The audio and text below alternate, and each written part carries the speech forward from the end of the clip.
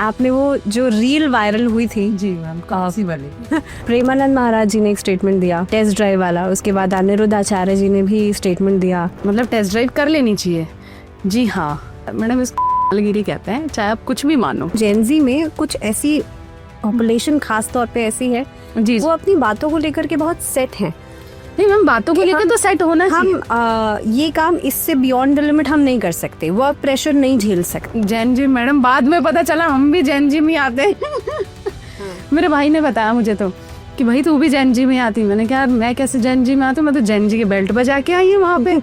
अरे लड़का madam cigarette भी फूकेगा ना, फिर भी उसको जिम्मेदारी पता है। इनको कुछ नहीं पता है, इनको जानना ही नहीं। इनको मैं बोल रही हूँ आपको, इनको इक्वालिटी चाहिए। नशे में कपड़े हमने पहनने एकदम जो रुमाल के अंदर बन जाए वो कपड़े इनको पहनने होते हैं। बॉलीवुड के ऊपर और खास तौर पे खुशबू पटानी, क्योंकि उन्होंने सड़क छापा मैडम, ये तो जिक्र के लायक ही नहीं है लोग, तो ये तो कचरा है बिल्कुल। भांडिया वुड में आपको बता रही हूँ, ये जो जेनजी जो जनरेशन जो खराब हुई है, सबसे बड़ा रोल प्ले किया है इस भांडिया वुड ने इसके अंदर। तो आपके हिसाब से, आपने कहा मान नहीं रहे, आपके हिसाब से कौन नहीं मान रहा है?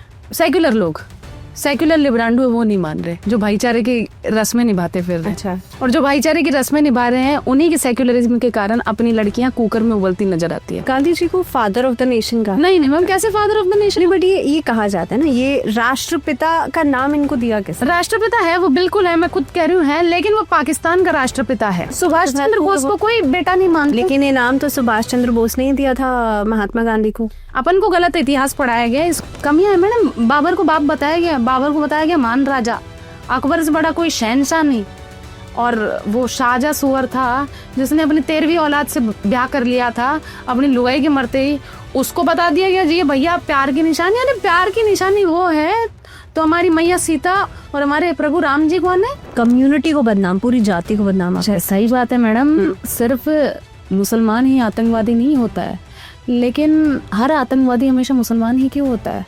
मेरा भी एक सवाल है, इसमें कुछ गलत नहीं है। भारत जैसे देश में तो डिवोर्स आज भी एक बड़ा टैबू है, तो लोग सोचते हैं ना कि भाई पहले थोड़ा समय बिता लें साथ में, उसके बाद हम शादी की तरफ बढ़ें, क्योंकि डिवोर्स जो है वो एक समय बिताना चाहिए मैडम। मैं खुद कह रही हूँ समय बिताना चाहिए, लेकिन समय बिताने की एक मर्यादा है। ये शर्ट खोल के समय बिताना नहीं है कि आप पहले किसी की टेस्ट ड्राइव ले लो और फिर यह समय बिताना है। मैडम लोगों के प्यार वाले रिश्तों के डिवोर्स हो रहे हैं।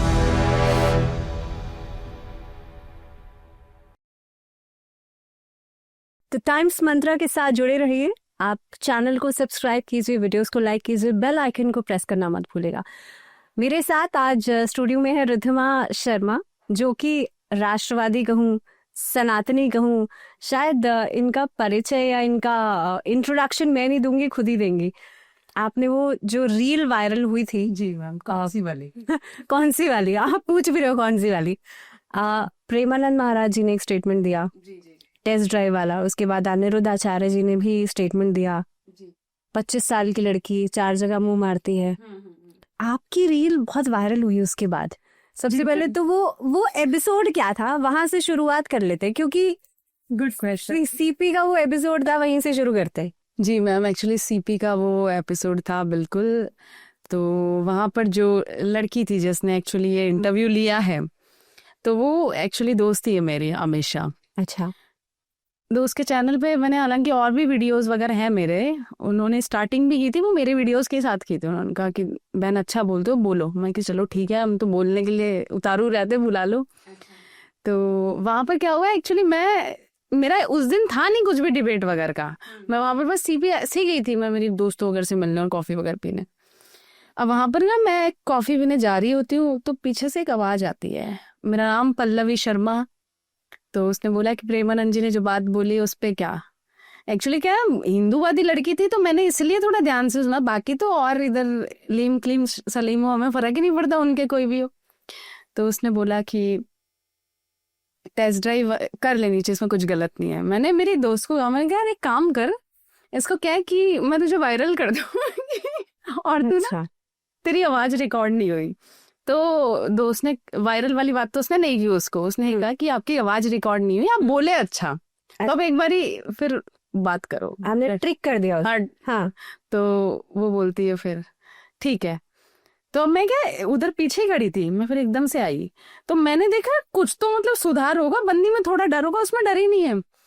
तो उसने बोला कि नहीं, ये बहुत ही डेरोगेटरी स्टेटमेंट है, ऐसा किसी लड़की के लिए नहीं बोलना चाहिए।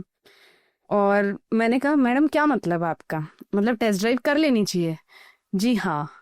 अब वो जी हाँ बोले पर मेरा सारा अंदर का सब निकल के उसी पर आया। मैंने कहा मैडम इसको गिरी कहते हैं, चाहे आप कुछ भी मानो। एक्चुअल में सबने क्या हुआ, बना लिया कि ये सिर्फ लड़कियों के लिए था। ये एक्चुअली मैम लड़कियों के लिए था ही नहीं, ये सिर्फ लड़की लड़के दोनों खराब हो रहे हैं उनके लिए। अब चाहे 25 साल की मैं हूँ, लड़का हो, 4-5 जगह जाएगा तो मैम यही कहेंगे, और क्या कहेंगे उनको। मतलब वो दोनों के लिए कहा, वो दोनों के लिए कहा गया था। वो एक्चुअली क्या होता है ना, ये जो मैम जनरेशन है ना, ये लतखोर जनरेशन है, ये कुछ है ना, मतलब इन्होंने बस आधी चीज सुनेगी, पूरी चीज सुनना ही नहीं चाहती। जेन जी की बात कर रहे हो आप? अरे जैन जी मैडम, बाद में पता चला हम भी जैन जी में आते हैं। मेरे भाई ने बताया मुझे तो कि भाई तू भी जैन जी में आती। मैंने कहा मैं कैसे जैन जी में आती हूँ, मैं तो जैन जी के बेल्ट बजा के आई है वहां पे। उसने मुझे बोला जैन जी का क्या करना चाहिए? मैंने कहा जैन जी के धी बेल्ट दो, क्योंकि मुझे लगता था ये जो बच्चे हैं, छपरी बच्चे हो रहे हैं, जो इधर उधर 4 जगह टाइम पास कर रहे हैं, इनका संजय अलग, अमित अलग, आशीष अलग, है ना, मतलब 3-4 चल रहे हैं कॉफी पास्ता के लिए। तो मेरे को लगता था इनको जैन जी कहा जाता है, पर बाद में ऐसे पढ़ने पे पता चला कि भाई नहीं, जैन जी तो मतलब वो है 90s से लेके 2010 तक के सारे बच्चे। यार अपन भी जैन जी में। तो फिर मैंने ये निष्कर्ष निकाला, वो थोड़े खराब जैन जी, हम थोड़े ठीक जैन जी। लेकिन जेन जी का माइंडसेट जो है, आपको लगता है इन सब चीजों को लेकर के बहुत सही है? आई मीन जेन जी में कुछ ऐसी पॉपुलेशन खास तौर पे ऐसी है जी, वो अपनी बातों को लेकर के बहुत सेट है। नहीं मैम, बातों को लेकर तो सेट होना चाहिए। हम ये काम इससे बियॉन्ड द लिमिट हम नहीं कर सकते, वर्क प्रेशर नहीं झेल सकते जी। और खास तौर पे आपने कहा ना कि लतखोर है मैडम। इसका क्या मतलब है? मैडम लतखोर ऐसे है, देखो इन जैनजियों क्या चाहिए, मैं लड़कियों की बात कर रही हूँ बेसिकली ना। लड़कियां क्या होती है ना, एक्चुअली भूल चुकी है कि क्या होती है औरतें। नारी किसको कहा जाता है? नारी सशक्तिकरण इनका है ही नहीं। इनका सशक्तिकरण इनको पता किस चीज में चाहिए? अच्छा, लड़के वो सिगरेट के धुएं उड़ा रहे, बराबर उड़ाएंगे। 12 बजे तक हमें छपरीगिरी करनी है, हम करेंगे। हमें आवारा होने में, हम दारू पीने में, नशे करने में, इनको कमाने में इक्वालिटी नहीं चाहिए इनको। लड़का जितनी जिम्मेदारी निभाता है उतनी जिम्मेदारी नहीं निभानी है इनको सारी चीजें, ये अपना एक इनका सेटल्ड माइंडसेट है कि हमें इस हिसाब से काम करना है। ऐसे नहीं चलता है मैडम। देखो अपन जिस संस्कृति से हैं, अपन जिस देश से हैं, वहां की कुछ एक लिमिटेशन है और उसके अंदर रहना पड़ता है। लड़के की भी एक लिमिटेशन सेट है और लड़कियों की भी। लड़के की क्या लिमिटेशन है मैडम? अगर लड़का भी अगर आज 25 जगह खराब हुआ, उसको क्या कहेंगे मैडम? अब उसको आवारा नहीं कहे तो क्या कहेंगे? और आवारा सांड की तरह घूमोगे तो हम उसको भी तो हम गाली ही दे रहे हैं। अब तुम घूमोगे तो देखो, लड़कियां मैडम 2 नस्ल संभालती है, ध्यान रखना, खुद की भी और ससुराल की भी। अब ये देखो, इन्होंने अब अपने आप को फूक फूक के खत्म कर लेना, तो क्या नस्ल संभालेगी? क्योंकि इनकी नस्ल तो देखो ये पहले ही बता रही कि हम किससे और हम क्या करने वाले। लेकिन वही चीज तो लड़के के ऊपर भी लागू होती है। दोनों पे होती है मैडम, मैं तो कह ही रही हूँ। दोनों का भी अगर सिगरेट फूकेगा तो उसकी भी उसका भी खराब है। लेकिन मैडम ये मान के तैयार नहीं है। अरे लड़का मैडम सिगरेट भी फूकेगा ना, फिर भी उसको जिम्मेदारी पता है। इनको कुछ नहीं पता है, इनको जानना ही नहीं। इनको मैं बोल रही हूँ आपको, इनको इक्वालिटी चाहिए नशे में, सिगरेट में, इनको और किसी चीज में इक्वालिटी नहीं चाहिए। आवारा गर्दी कर लो, रात को हम घूम लेंगे, कपड़े हमने पहनने एकदम जो रुमाल के अंदर बन जाए वो कपड़े इनको पहनने होते हैं। इनके कपड़ों का भी ऐसा ही है। इनको गोरियां मैडम कपड़े पहनती है ना अगर शॉर्ट, उनके आपको उनकी टांगे दिखेगी, लेकिन उनकी बाकी की चीजें नहीं दिखेगी। वो रिवील करने के हिसाब से नहीं पहनती। अपनी यहाँ की लड़कियां पहनेगी, वो रिवील करने के हिसाब से ही पहनती है। भैया रिवील हो इसलिए हम कपड़े पहन रहे। इनका ये है।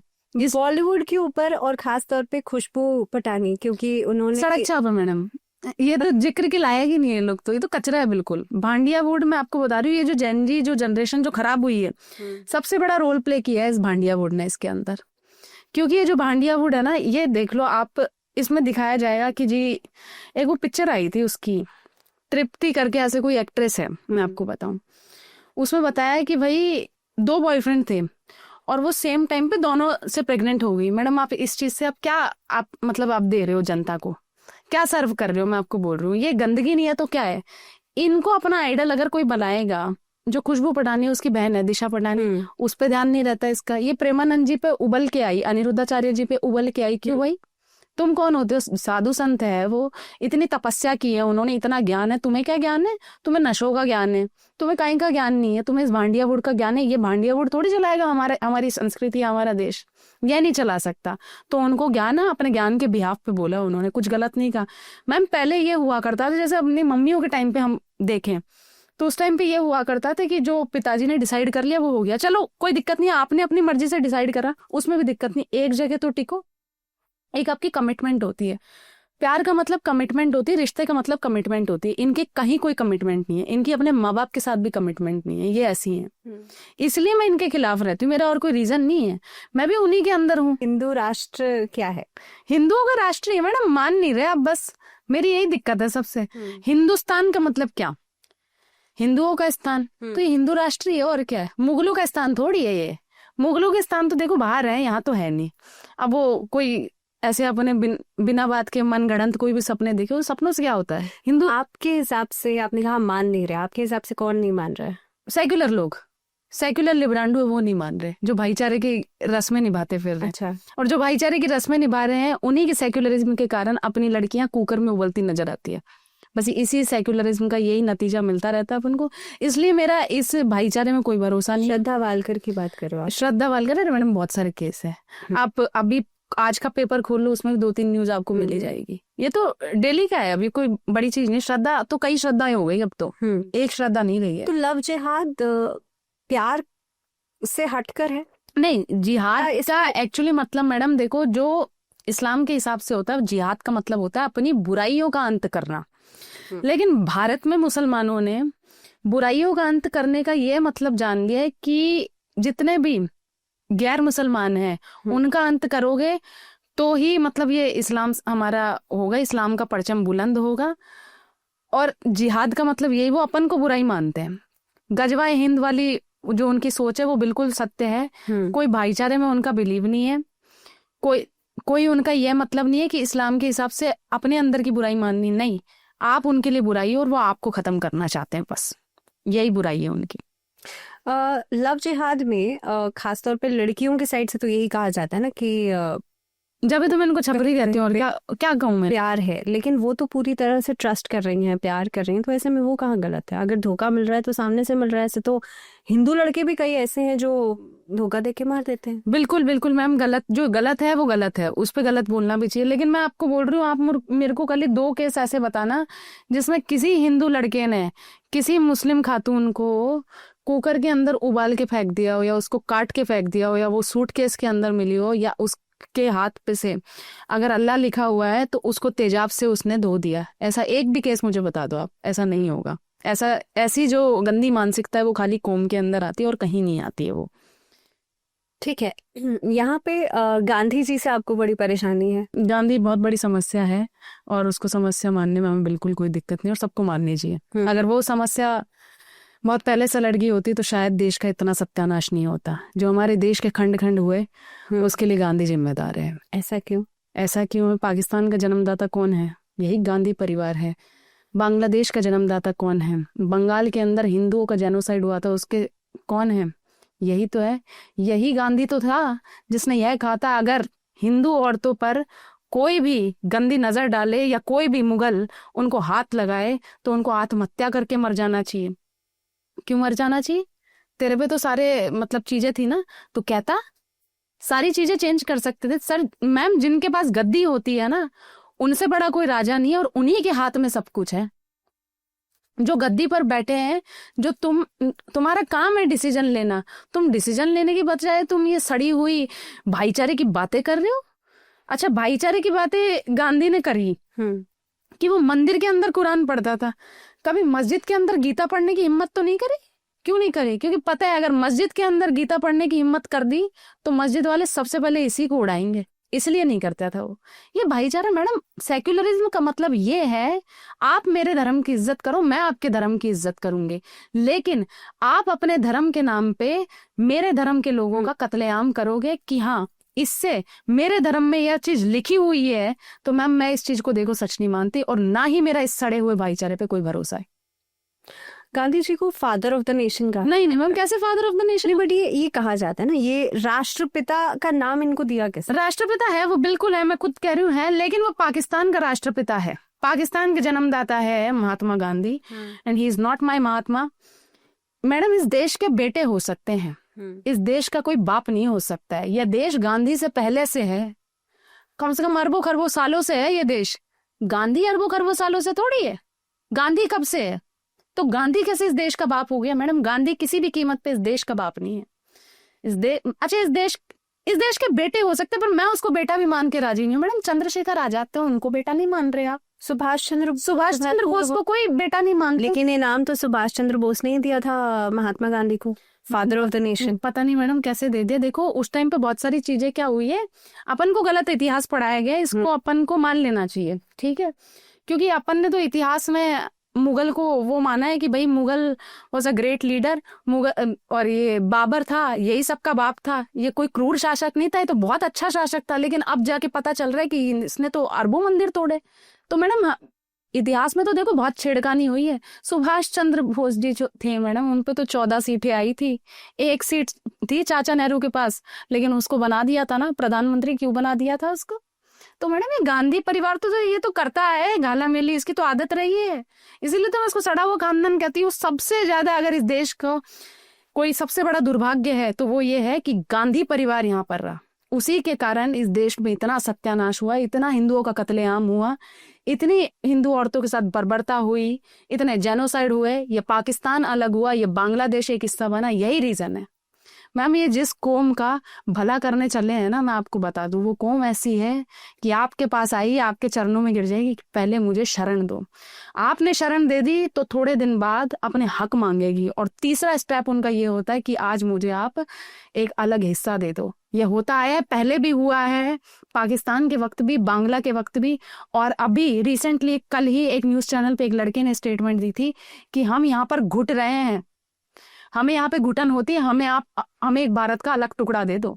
तो मैडम, ये तो होते आया है, ऐसे कर करके इसी बलमानस्ता में तो अपन ने टुकड़े दे दिए, और इन हर चीजों का जिम्मेदार सिर्फ गांधी परिवार और सबसे बड़ा गांधी। आप जब से रिद्धिमा वायरल होना शुरू हुई हैं, लोगों ने कहीं ना कहीं पे ये भी जजमेंट करना शुरू कर दिया है कि शायद आप बीजेपी को बहुत ज्यादा सपोर्ट करती हैं। नहीं मैडम, मैं बीजेपी इलेक्शन में तो नहीं आपका हाथ रहेगा? नहीं मैम, बिल्कुल ऐसी कोई बात नहीं। मैं आपको बताऊं, बीजेपी का समर्थन इसलिए है कि वो राष्ट्रवाद के साथ है, धर्म के साथ है, हिंदू धर्म के साथ है।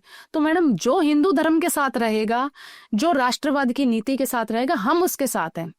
सपा कभी रही नहीं हिंदुओं के साथ, तो मैडम मैं सपा के साथ नहीं हो सकती। सपा ने कभी इस देश को जोड़ने की बात नहीं करी, सपा ने हमेशा पाकिस्तान के समर्थन में गला फाड़ा, तो मैं सपा के खिलाफ हूँ। आरजेडी है, आरजेडी ने हिंदुओं के नरसंहार की प्लानिंग करी, तो मैं उस आरजेडी के खिलाफ हूँ। कांग्रेस है, कांग्रेस ने पाकिस्तान को जन्म दिया, बांग्लादेश को जन्म दिया, तो मैं इस कांग्रेस के खिलाफ हूँ। इन्होंने कहा हमारा हिंदुओं का भला सोचा, तो जो हिंदुओं का भला सोचेगा, जो मेरे देश का भला सोचेगा, उसी के तो साथ रहूंगी मैडम। मैं इन गले सड़ों के साथ थोड़ी रहूंगी, इनके साथ क्यों रहूंगी मैं?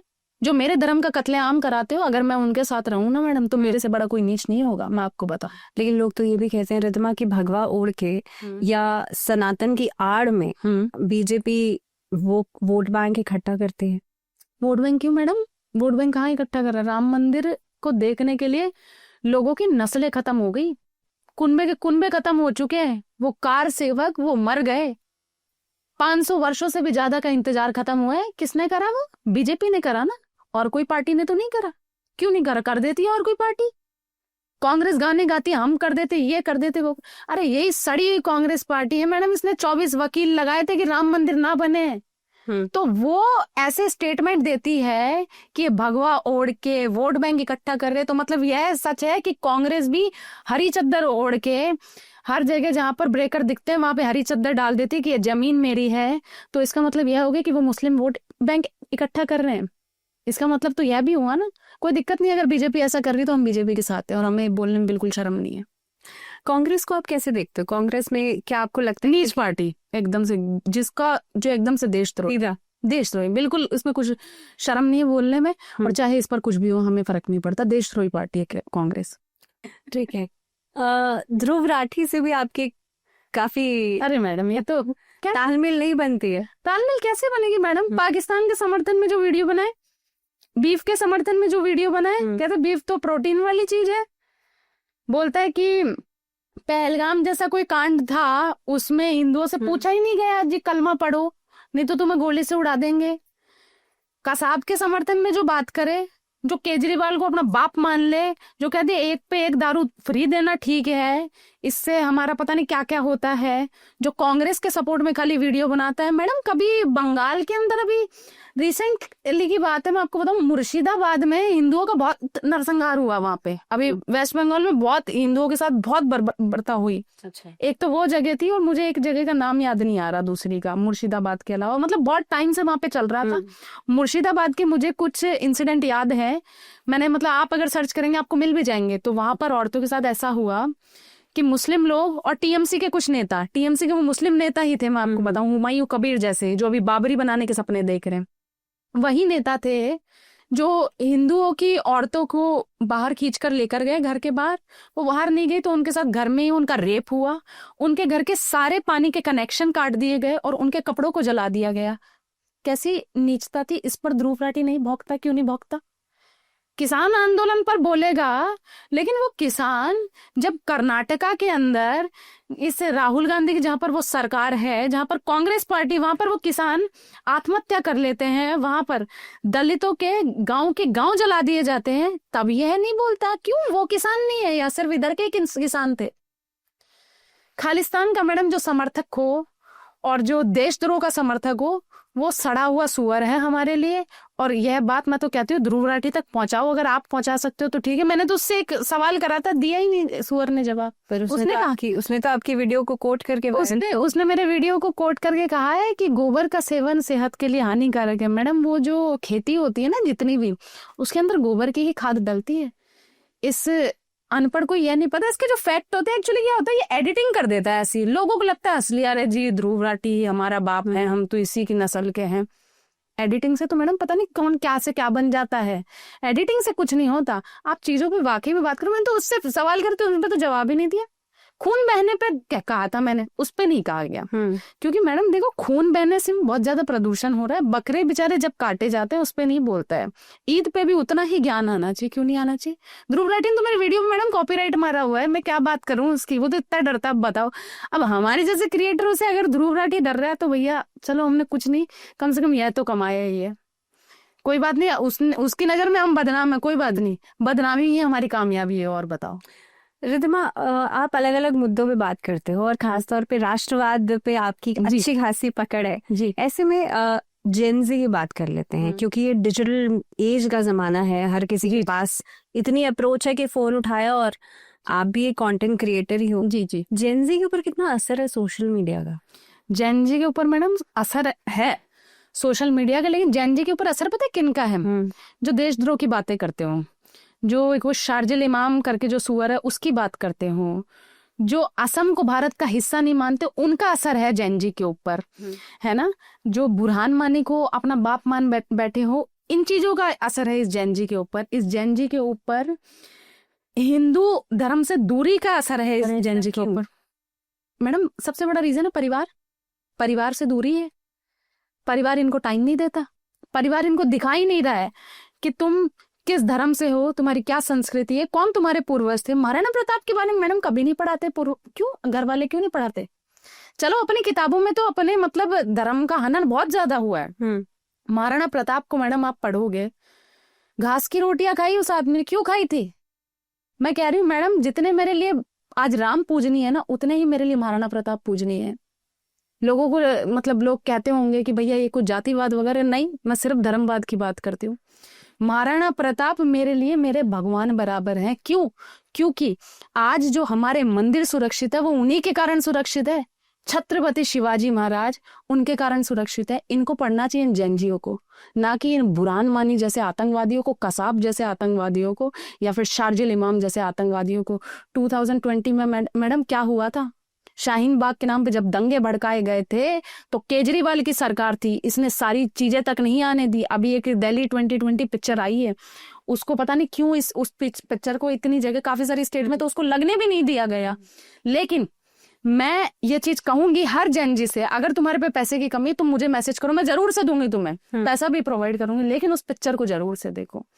अगर तुम उस पिक्चर को देखोगे तो तुम्हें पता चलेगा कि चिकन नेक के समर्थन में कितने दंगे भड़काए गए थे।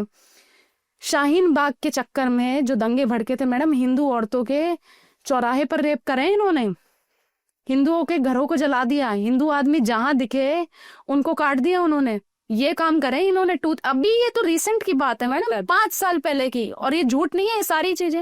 ये जैन जी इन चीजों को नहीं पढ़ते। उस शार्जिल इमाम को मतलब ये अपना बाप मान बैठे आज उस पिक्चर को मैडम बंद कराने के लिए। आप देखो अपने देश का कैसा मतलब कॉन्स्टिट्यूशन है कि जो आतंकी है जिसने इस भारत से असम को अलग करने की बात करी, उसके पास राइट है कि वो हाई कोर्ट गए अपनी मतलब वो लेकर कि भाई ये पिक्चर रिलीज नहीं होनी चाहिए। इतना हक कैसे? एक आतंकवादी को यह हक थोड़ी हो जाएगा मैडम। लेकिन आज एक आतंकवादी को इतना राइट है कि वो जाता है कि जी मेरे ऊपर पिक्चर बन रही है, मेरे सारे कुकर्म पता चल जाएंगे, इसलिए पिक्चर नहीं रिलीज हो। ये कैसी बात हो गई? चलो वो उसकी दलील खारिज हो गई, लेकिन इतना हकी क्यों है?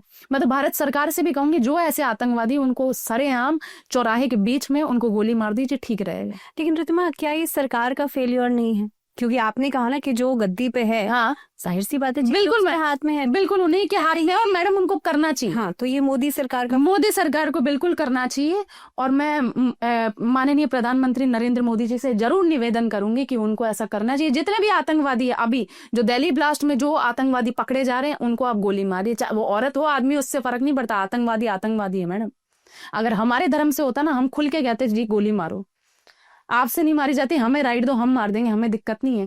लेकिन आतंकवादी को आतंकवादी कहना सीखो मैडम। कुछ लोग तो वो हैं, अपने ही हिंदू हैं, जो उनको आतंकवादी मान के राजी नहीं। कहते जी आपको कैसे पता कि वो आतंकवादी? अरे आतंकवादी जो 70 औरतों के चक्कर में वो मर गया है यहाँ पे बम बांध के, उसको आतंकवादी ना कहे तो क्या कहे मैडम? उसे एक को चलो मरना था तो कुछ जहर खा के मर जाता, हमें दिक्कत नहीं, तुझे जन्नत ही जाना था। लेकिन तू इतने आदमियों को उड़ा के चला गया। मस्जिद को पाक जगह कहते हैं ना मैडम, उसी मस्जिद की पार्किंग में गाड़ी खड़ी थी उमर मोहम्मद की। क्यों खड़ी थी मैडम?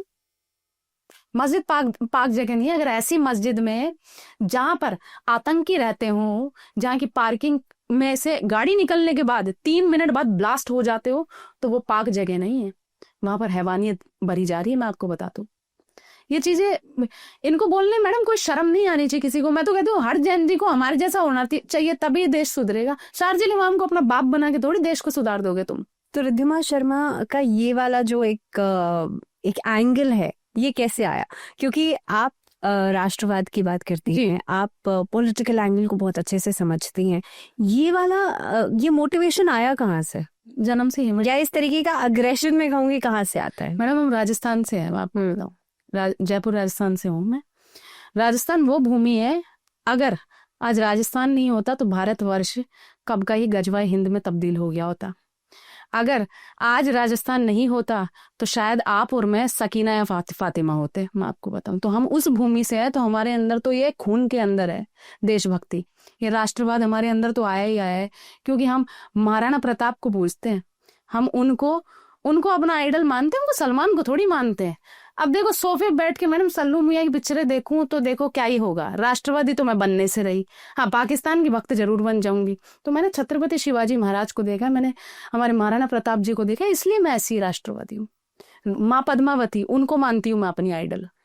फेमिनिज्म इनको सीखना है ना, उनसे सीखो ना फेमिनिज्म। इन सुअरों के हाथ नहीं पड़ने दिए, ऐसी हुआ करती थी नारियां। आज आप अंगुली नहीं दे सकते रोटी के अंदर, अगर दोगे तो जल जाएगी अंगुली पूरी।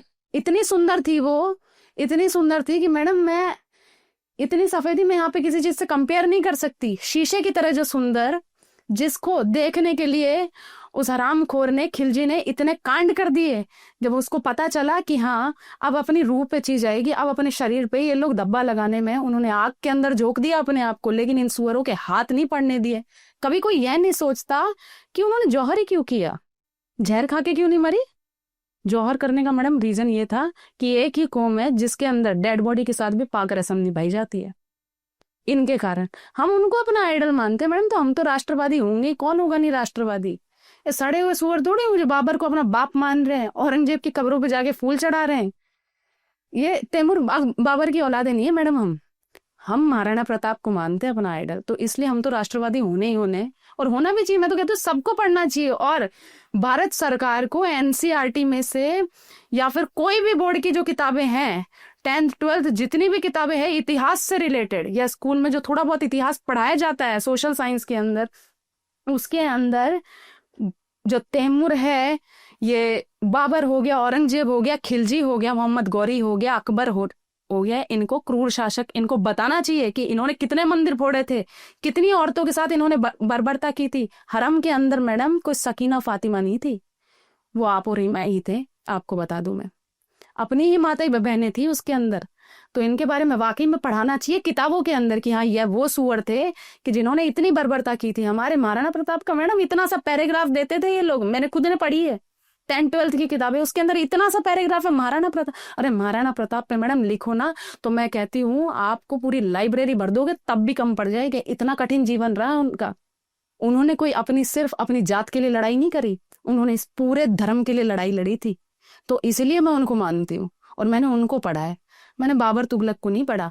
मैंने भैया स्कूल में मार खा ली, कुछ भी खा ली, हमने हमारे नंबर कम आ गए। अकबर को नहीं पढ़ा, लेकिन हमने अकबर को हमेशा जाहिल लिखा है उसमें भी। ठीक है, तो एनईपी सिस्टम यानी कि इस पॉलिसी की बात कर लेते हैं। इसमें आपने कहा कि ये सब चीजें करनी चाहिए। जी जी जी, इसमें कमियां क्या है इसके बारे में बात करते हैं, क्योंकि जाहिर सी बात है आज की जनरेशन में तो आप भी आती हैं, जेनजी में तो आप भी आते हो ना, तो ये आता है जेनजी हम। हाँ, अच्छी जेनजी, तो कनेक्ट अच्छे से आप कर पाओगे या समझा पाओगे कि इसमें इस पॉलिसी में खामियां क्या है। कमियां है मैडम, बाबर को बताया गया मान राजा, अकबर से बड़ा कोई शहनशाह नहीं। और वो शाहजहां सुअर था जिसने अपनी 13वीं औलाद से ब्याह कर लिया था अपनी लुगाई के मरते ही, उसको बता दिया गया जी भैया प्यार की निशानी। अरे प्यार की निशानी वो है तो हमारी मैया सीता और हमारे प्रभु राम जी कौन है? ये नहीं है प्यार की निशानियां। प्यार की निशानियां मैडम आपको पता हो तो राजस्थान में हाडी रानी थी, उन्होंने क्या किया था, उनके पति युद्ध में जा रहे थे और उनका अति प्रेम था एक दूसरे से। तो बोले कि मैं युद्ध में जा रहा हूं लेकिन मेरा मन नहीं हो रहा है, मेरा मन थोड़ा सा विचलित है।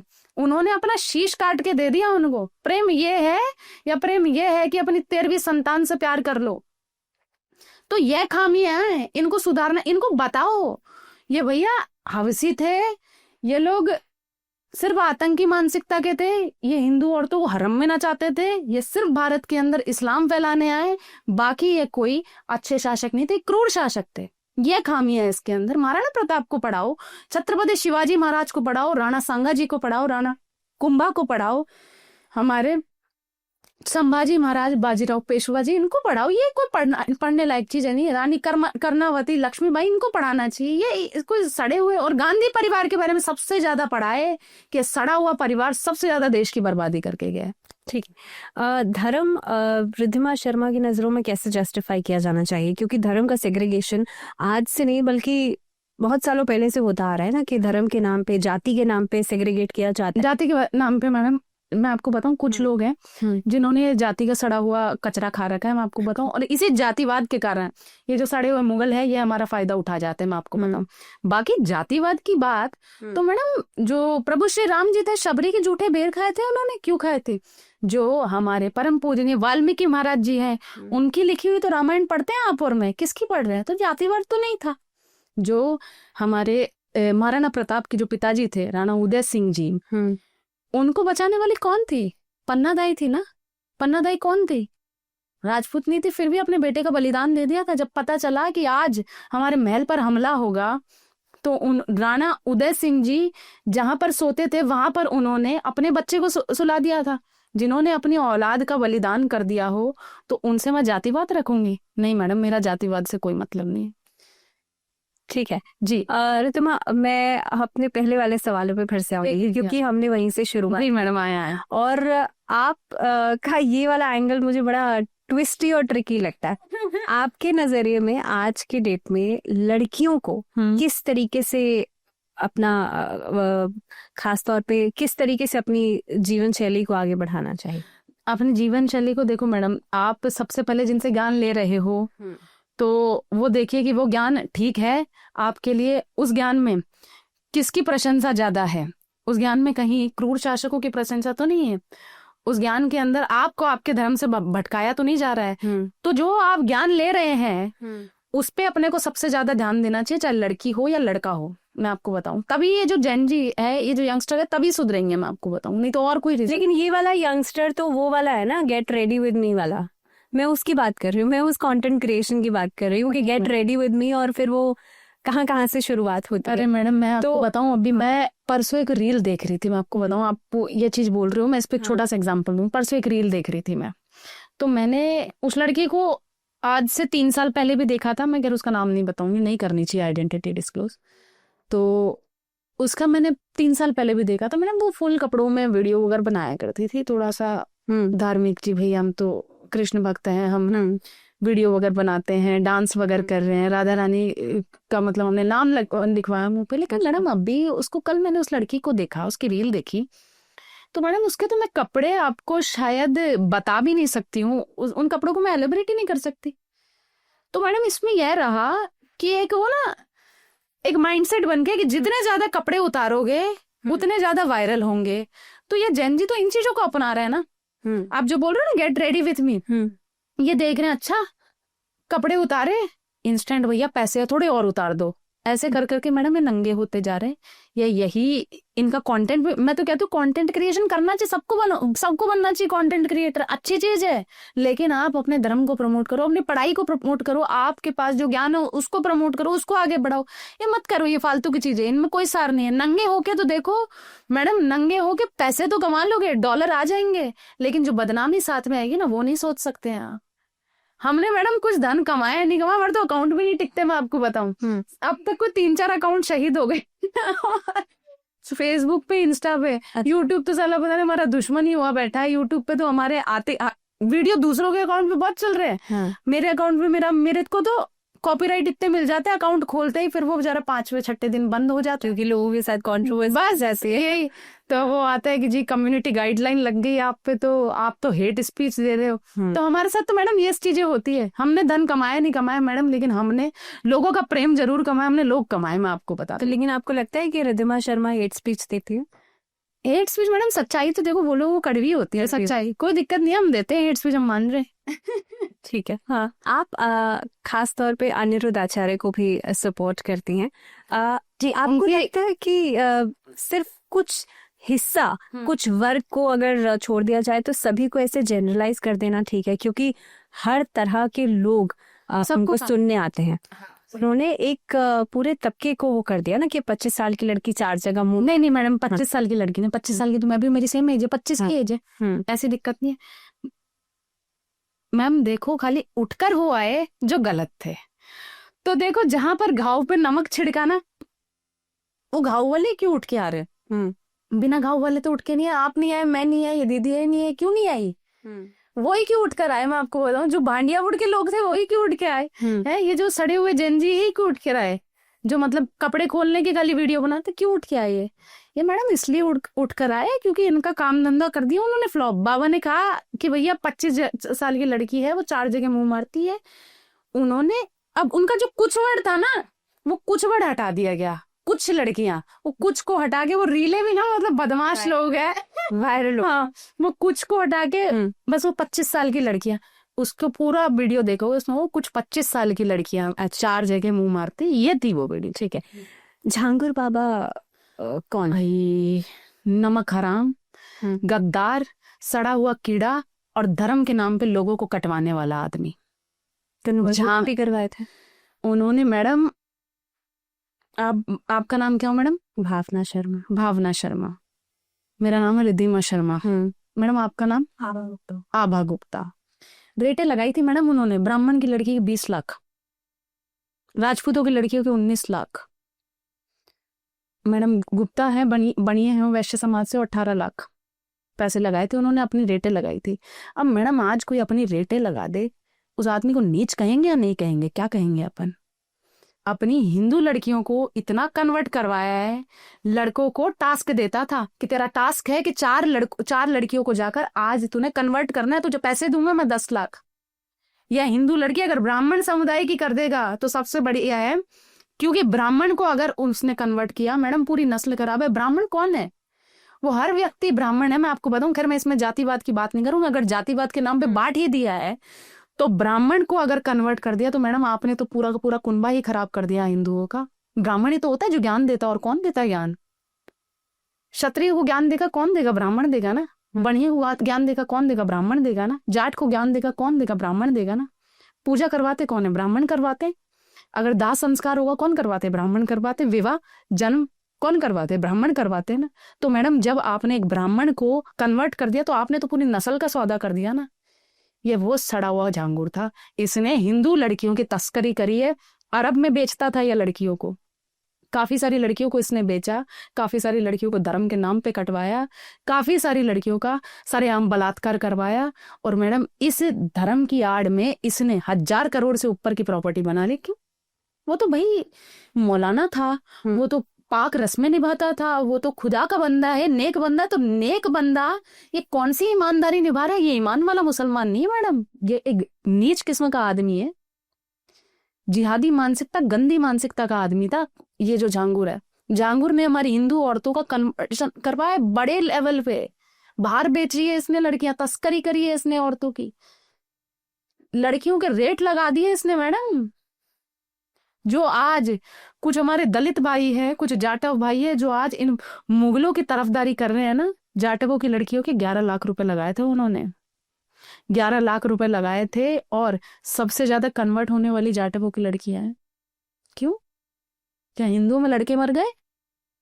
हिंदुओं में लड़के नहीं। अगर किसी को डेट करना ही है भैया, इच्छा है, अपने धर्म के लड़के से करो ना, जिससे तुम्हारी वैचारिक मतभेद ना हो, तुम्हारी विचारधारा मिलती हो, तुम जिस भगवान को पूजते हो उसको पूजता हो, उससे तुम डेट करोगे, या फिर उसको डेट करोगे जो तुम्हारे भगवान को तोड़ने की बात करता है, तुम्हारी मूर्तियों पर टॉयलेट करने की बात करता है, उनके साथ तुम मतलब आप बातचीत रखोगे? अब ये नहीं हो सकता मैडम, ये वो सड़े हुए। लेकिन लोग कहते हैं ना कि एक सिर्फ आप कुछ लोगों की वजह से पूरी कम्युनिटी को बदनाम, पूरी जाति को बदनाम। सही बात है मैडम, सिर्फ मुसलमान ही आतंकवादी नहीं होता है, लेकिन हर आतंकवादी हमेशा मुसलमान ही क्यों होता है? मेरा भी एक सवाल है, इसमें कुछ गलत नहीं है। जिहाद कौन कर रहा है? हिंदू लड़कियों को काट कौन रहा है? कोई सिख नहीं काट रहा है, कोई क्रिश्चियन नहीं काट रहा है, कौन काट रहा है? मुसलमान ही काट रहा है ना। मुसलमान ही तो रेटे लगा रहे हैं कि ब्राह्मण की लड़की के इतने पैसे दूंगा अगर कन्वर्ट कर दोगे तो। कौन कर रही है? वही कर रहे हैं ना, और कोई नहीं कर रहा।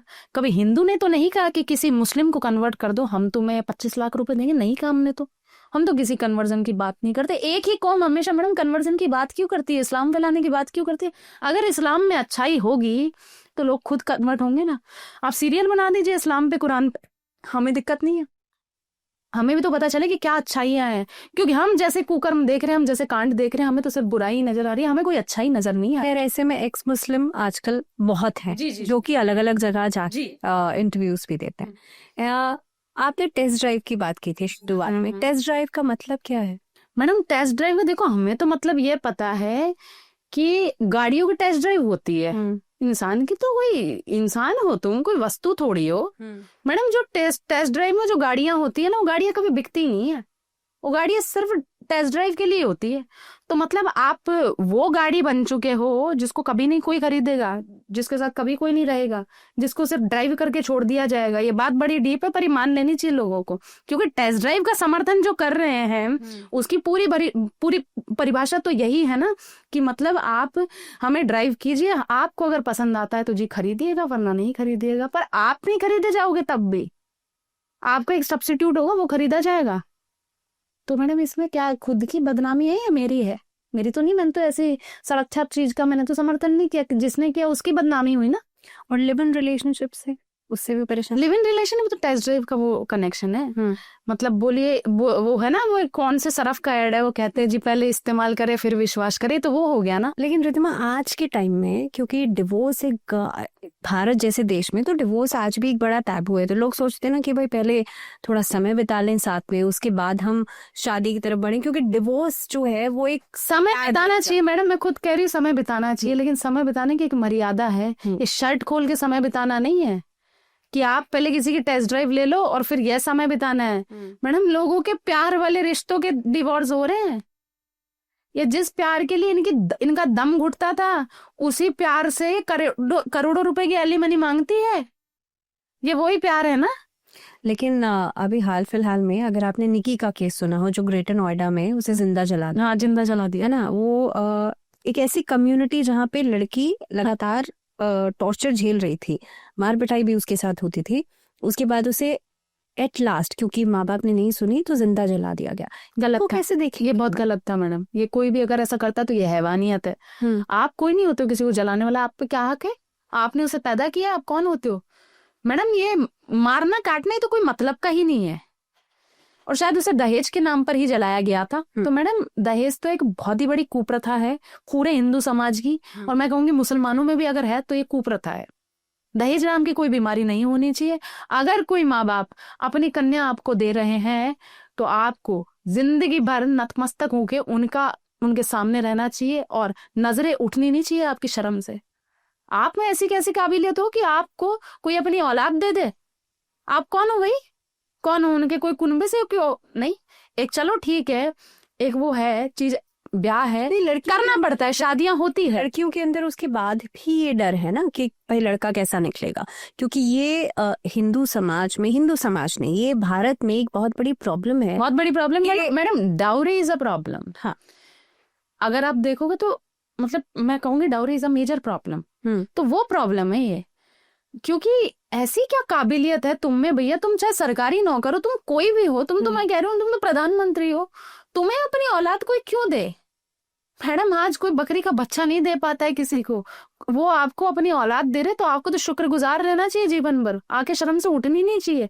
आप उनकी बच्ची को जला रहे हो तो ये तो हैवानियत है, ये तो नीचता है। हम ऐसी नीचता को कभी सपोर्ट नहीं करते। लेकिन मैडम आप कह रहे हो कि या लोगों का कहना, आप क्या ही कहोगे, आप लोगों के सवाल पूछ रहे हो कि भाई पहले टेस्ट ड्राइव कर लो, पहले इस्तेमाल कर लो, फिर विश्वास कर लो। तो मैडम वो बात हो गई ना, आपने पहले बातचीत रखनी है, बातचीत रखे, घूमे फिरे, कहाँ दिक्कत है? लेकिन एक कमरों में साथ टाइम बिताना, मैडम इसको तो देखो हम सपोर्ट नहीं कर सकते, ये तो नहीं हो सकता सपोर्ट। टेस्ट ड्राइव को हम सपोर्ट नहीं करेंगे, ना ही कभी करना चाहिए, क्योंकि टेस्ट ड्राइव तो देखो एक अलग टाइप की ड्राइव हो, आप भी जानते हो, मैं भी जानती हूँ, थोड़ा सा खराब हो जाएगा सीन, तो मैं वो नहीं चाहती बोलना कि भाषा गंदी हो। तो वो ड्राइविंग तो उसका तो कोई मतलब ही नहीं है इस चीज से। उसके लिए आपके पास पूरा जीवन पड़ा है, उसमें आप बिताओ वो समय, कोई दिक्कत नहीं है। लेकिन आपके वैचारिक जो मतलब निजी विचार हैं, इनके बारे में जानना, आपकी विचारधारा कैसी है, आप किस चीज को पसंद करते हो, ना पसंद करते हो, यह चीजें जाननी होती है ना। ये क्या बात है कि शर्ट के बटन खोल के हमें देखना? नहीं, ये टेस्टिंग नहीं चलेगी यहाँ पे, ये गलत है। रिद्धिमा, आप तो बाहर भी रह के आई हैं, भारत से बाहर भी आप जी में बताया आपने, वहां और यहाँ में कल्चरल डिफरेंसेस क्या है? मैडम जो आपके नजरिए से, मतलब बाकी लोगों के नजरिए की मैं बात नहीं कर रही हूँ, रिद्धिमा शर्मा के नजरिए से क्या है? मैं बेसिकली मैं इंटीरियर डिजाइनर, मैं पूरा आपको बता ही देती हूँ। मैं दुबई में रही, 2.5 साल मैंने समय बिताया वहां पे। मैं कहूंगी madam Dubai is a safe country. वहां पर मेरा एक बार ही आपको मैं बताऊं तो मेरा डेबिट कार्ड था, वो गिर गया था। तो मैं बहुत डर गई, क्योंकि वहां पर मैं अकेले रहती थी, काम करती थी, मेरी जॉब थी। तो अब वहां पर माँ बाप भी नहीं, पैसे वगैरह के बिना तो देखो आपका कैसे ही जीवन यापन होगा। मैंने देखा कार्ड नहीं है, अब कैसे क्या होगा। मैम मैं जाग पर वो कार्ड गिरा था, मुझे तो पता भी नहीं था। मेरी एक्चुअली जो गाड़ी थी उसके जस्ट बगल में ही वो नीचे गिर गया था, और मैंने रात को चेक नहीं किया। तो मैडम सुबह मैंने देखा वो कार्ड वहीं पड़ा था, और उस कार्ड में से कोई छेड़छाड़ नहीं थी। अब लड़कियों की सिक्योरिटी की बात कर रही हूँ, मैं खुद वहां पर 1:30 बजे रात को घूमी हूँ, हमें कोई दिक्कत नहीं आई। और जो वहां के मुस्लिम है वो बिल्कुल भारत के मुस्लिमों से अलग है। मैंने वहां पर ये डिफरेंस देखा। मैंने यहाँ पर देखा कि यहाँ पर तो मुस्लिम सिर्फ आतंक फैला रहे हैं वो। मैडम कभी वाइब ही नहीं आई वहां पर ऐसी। एक वहां पर एक पाकिस्तानी लड़की थी, मैं आपको बताऊं, तो वो एक सलोन के अंदर काम किया करती थी। तो मेरी शुरुआत में बड़ी अच्छी मतलब मेरे साथ रही वो, कि नहीं बहन हम तो ऐसे हैं, ये है वो है। मैंने कहा चलो ठीक है कोई बात नहीं। मैंने भी माना कि नहीं सारे एक से नहीं होते। मैम एक दिन उसने दावत पे बुलाया, कहती है कि बहन आप दावत पे आओ। मैंने कहा यार मैं दावत पे नहीं आ सकती, आई एम प्योर वेजिटेरियन, मैं कैसे आऊंगी तेरे साथ दावत पे? तो कहते नहीं आप दावत पे आए। मैंने कहा चलो ठीक है जी आ जाते हैं। तो उसने चावल बनाए मैडम, और मेरे लिए रायता रखा। चावल के अंदर छोटे छोटे दाने बीफ के थे। अच्छा। अब मैंने देखा स्मेल अनियन की तो नहीं है, इसमें है क्या? तो मैंने मेरे स्पॉन्सर को बुलाया, तो स्पॉन्सर आया, उसने बोला दिस इज बीफ। मैंने कहा आर यू श्योर? बोले I am damn sure this is beef. तो फिर उसने पूछा किसने दिया है तुम्हें? मैंने कहा ये लड़की है इसने दिया है। उसने बोला अरे पाकिस्तानियों से दूर रहा करो भाई। मैंने कहा हम तो पहले ही दूर हैं, हम कौन से पास में इनके, क्योंकि हमारी तो इनसे वैसे हम तो पड़ोस में हम तो बूम बड़ा बम हम तो सहन करते ही रहते हैं इनके बम पटाखे। मैंने कहा यार देखा मुझे लड़की थोड़ी सी गरीब सी है, वो जरूरतमंद है, ठीक है। बाद में पता चला मैडम ये तो अपने को बीफ खिला रहे हैं, ये ऐसे नीच लोग हैं। तो फिर मैडम उससे मैंने मेरे स्पॉन्सर ने मुझे पूछा कि ये क्या आपको क्या करना है इसके ऊपर। मैंने कहा आप कुछ भी करिए मुझे मतलब नहीं, लेकिन मैं ऐसे लोगों को पसंद नहीं करती, मेरी जगह चेंज कर दो। मैडम अगले दिन डिपोर्ट करवा दिया था उस लड़की को उसके देश में, और आज वो गल्फ विजिट नहीं कर सकती। यह किया था मेरे साथ वहां के मुसलमानों ने। तो अरबी मुसलमानों की मैं सदैव इज्जत करूंगी, जो ठीक है उसकी इज्जत है। और मैं यहाँ पर भी जो अब्दुल कलाम जी वाले सोच के हम उनकी इज्जत करेंगे, कसाब वाले लोगों की हम इज्जत नहीं करेंगे। कसाब वाले जो लोग हैं वो नीच हैं, और हम उसको नीच ही कहेंगे। जो षड्यंत्र करके हिंदुओं को काटते हैं वो हमारे भाई कभी ना तो थे, ना है, ना होंगे। ठीक है जी रिद्धिमा, आपके लिए मेरे पास एक रैपिड फायर है, लेकिन उससे पहले हाँ। मैं आपसे जानना चाहती हूँ सनातन को आप कैसे समझती हैं? सनातन को मैं समझना क्या है? सनातन तुम्हारी रग रग में समझने की क्या बात है? लोगों को समझ में आए शब्दों में। लोगों को समझ में आए, इस देश की संस्कृति है सनातन, इस देश की रग रग में है सनातन। सनातन सिर्फ एक वो नहीं है कि एक धर्म की विचारधारा है, नहीं, इस देश की विचारधारा है सनातन। प्रकृति, हम तो हर चीज को पूछते हैं मैडम, सूरज हो, चांद हो, या फिर हवा हो, अग्नि हो, पानी हो, हम तो हर चीज को पूछते हैं। लेकिन इस देश में आई लव मोहम्मद के नारे भी लगते हैं। आई लव मोहम्मद के नारे लगते हैं, कोई दिक्कत नहीं है। आई लव मोहम्मद का नारा अपनी दुकान के बाहर भी लगाओ, हम तो कहते हैं लगाना चाहिए। आई लव मोहम्मद है मैडम, चलो आपने उनको अपना खुदा माना है, लेकिन आप अपने झूठे हाथ, गंदे हाथ उन पर कैसे लगा रहे हो? आप उन पे मतलब पैरों पे चल रहे हो, आप उन पे क्यों चल रहे हो? आप उनके ऊपर, आपने तो अपने खुदा की बदनामी कर दी। लेकिन आई लव मोहम्मद के नारों पर किसी को दिक्कत नहीं होती, लेकिन अगर हम आई लव महादेव बोल देते हैं तो सबको लगता है जी ये तो नफरत फैला। में बोला गया था आई लव। हाँ, नफरत फैला रहे हैं, कहते हैं। तो बिल्कुल ये धार्मिक नारे हैं, जो देशद्रोही नारे हैं, उससे सामाजिक हिंसा बढ़ सकती है। आपत्तिजनक नारे हैं। हमें तो यह कह दिया जाता है हमारे ही देश में, हम आज इधर उधर भाग रहे हैं, लेकिन मैं सबको एक ही चीज कहना चाहूंगी कि सनातन इस देश की संस्कृति है, सिर्फ हिंदुओं की संस्कृति नहीं, सनातन इस देश के रग रग में है, और यह एक विचारधारा है। यहाँ के मुस्लिम वो कहते हैं, वो भी तो मैडम 3-4 पीढ़ी पहले हम ही थे, और कौन थे? अगर दादा परदादाओं में नाम खोजेंगे तो श्यामलाल ही मिलेंगे। ठीक है जी। बीजेपी धर्म बचा रही है या वोट? धर्म बचा रही है बीजेपी। बचाया उन्होंने 370 हटा के, राम मंदिर बना के। ठीक है जी। Dhruv Rathee is he a fact checker और content chef? Content chef. Changur Baba, हाँ। अध्यात्म या मजाक? मजाक, षड्यंत्र। लोग सनातन समझ रहे हैं और बस ट्रेंड फॉलो कर रहे हैं। सच बात बताऊं तो अभी तक लोग समझ ही नहीं रहे, ट्रेंड फॉलो कर रहे हैं। सच बात है। ओके हाँ, क्योंकि जो सनातन को मैडम जान जाएगा वो सनातन के खिलाफ थोड़ी सुन लेगा। जी। सरकार से सवाल करना गुनाह है? नहीं है, करना चाहिए। मेरा भी सवाल है कि क्यों हमारे मंदिरों से जो पैसा जाता है उनको, सबका साथ सबका विकास आप जिनका कर रहे हो, क्या वो आपको कभी वोट देंगे? जिनको आप हमारे मंदिरों के टैक्स से पाल रहे हो, जिनको आप आयुष्मान योजना के तहत इतने फ्री इलाज दे रहे हो, जिनको फ्री का राशन दे रहे हो, जिनको प्रधानमंत्री आवास की स्कीम में आप घर दे रहे हो, वो आपके घर में रहकर ही आपको मारने की साजिशें रच रहे हैं। तो मेरा सरकार से भी ये सवाल है, और करना चाहिए सरकार से सवाल। क्या गलत है? सही सवाल करो। ठीक है। अब मेरा एक आखिरी रैपिड फायर का क्वेश्चन है जो आपके ऊपर भी फिट बैठेगा, क्योंकि आप भी यूट्यूब और कंटेंट क्रिएशन करते हैं। यूट्यूबर्स सच बोलते हैं, मसाला देते हैं? हमारे जैसे तो मैडम सच ही बोलते हैं, हम तो अब भी बोल रहे हैं। पर बाकी अधिकतर है मसाला देते हैं। समझ के नहीं देते ना। मसाला अगर किसी को लगे, हमारे लोगों को लगना चाहिए मसाला, और वो उस मसाले को हजम भी करे। हम तो चाहते हैं उसको हजम करे, और हमारे जैसे मसाले वो भी खाए, बढ़िया रहेगा, हमारे लिए आसानी हो जाएगी। बहुत अच्छा लगा तुम्हें हमसे बात करके। Thank you so much, very much.